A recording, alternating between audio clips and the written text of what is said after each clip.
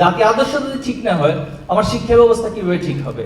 এখন শিক্ষা ব্যবস্থার প্রসঙ্গে যদি আসি আমরা, আমাদের শিক্ষা ব্যবস্থাটা একটা সার্টিফিকেট ওরিয়েন্টেড এবং প্রসেস ওরিয়েন্টেড, অর্থাৎ এখানে আমি ধাপে ধাপে যাবো, আমাকে একটা সার্টিফিকেট দিবে, কিন্তু আসলে আমার গোলটা কি? শিক্ষা ব্যবস্থা থেকে আসলে আমি কি চাই, পুরো জাতিকে কি দিতে চাই, কোন আদর্শে সবাইকে একটা জায়গায় পৌঁছাতে চাই?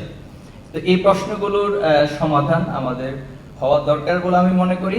এজন্য আমাদের পলিসি মেকিং এর যে জায়গা, দেখুন আজকে আলেম ওলামাদেরকে এক ধরনের বাইনারি জায়গায় পৌঁছায় দেওয়া হয়, যে আলেম মানে হচ্ছে তিনি নির্দিষ্ট কিছু গণ্ডির মধ্যে থাকবেন।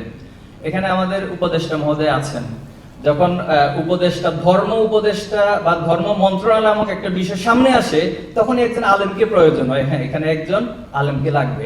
কিন্তু আমার যখন পররাষ্ট্র মন্ত্রণালয়ের প্রসঙ্গটা আসে, আমার যখন স্বরাষ্ট্র মন্ত্রণালয়ের প্রসঙ্গ আসে, তখন কেন কোনো আলেমকে প্রয়োজন হয় না? তখন কেন আলিয়া মাদ্রাসার কাছে এই সার্ভিসটা চাওয়া হয় না যে হ্যাঁ এই রাষ্ট্রের সমাধানের জন্য একজন স্বরাষ্ট্রমন্ত্রীও আলিয়া মাদ্রাসা থেকে পড়ে তিনি হতে পারেন এবং তিনি সমাধান দিতে পারেন।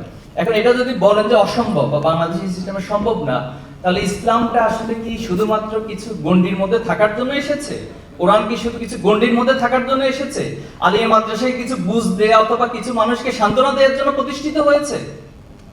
প্রত্যেকটা সমস্যাকে আইডেন্টিফাই করে সেটা সমাধান দিতে পারবে যারা আলিয়া মাদ্রাসায় পড়বে, যারা মাদ্রাসা থেকে পড়বে, যারা আলেম হবে, তাদের কাছ থেকে সেটা আসবে। তো এই বিষয়গুলো আমাদের সমাধান হওয়া দরকার বলে আমি মনে করি। এবং আলিয়া মাদ্রাসার যুগোপযোগী শিক্ষা ব্যবস্থার সাথে তাল মিলানো, এবং পৃথিবী আজকে যে জায়গাটাতে যাচ্ছে সেই জায়গাটাতে আমাদেরকে যাওয়ার জন্য অবশ্যই পদক্ষেপ গ্রহণ করতে হবে। আলহামদুলিল্লাহ সকল বক্তারা এই কথাটা বলেছেন যে শুধুমাত্র আলোচনার মধ্যে থাকলে হবে না, এটাকে এখন মাঠের জায়গায় নিয়ে যেতে হবে। সব আন্দোলনের মধ্যে ইন্টেলেকচুয়াল মুভমেন্ট এবং মাঠের আন্দোলন দুইটার একটা কম্বিনেশন প্রয়োজন হয়।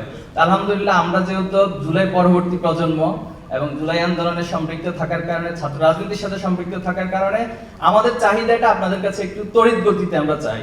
কোনো কিছু ধীর গতিতে আস্তে আস্তে করে হবে, হচ্ছে, এভাবে করে অনেক বছর তো আমরা পার করেছি। ৭১-এর পরে তো বছরের পর বছর পার করে ফেলছি, বাট জাতিকে তো একটা জায়গায় এখন নিয়ে যেতে পারিনি।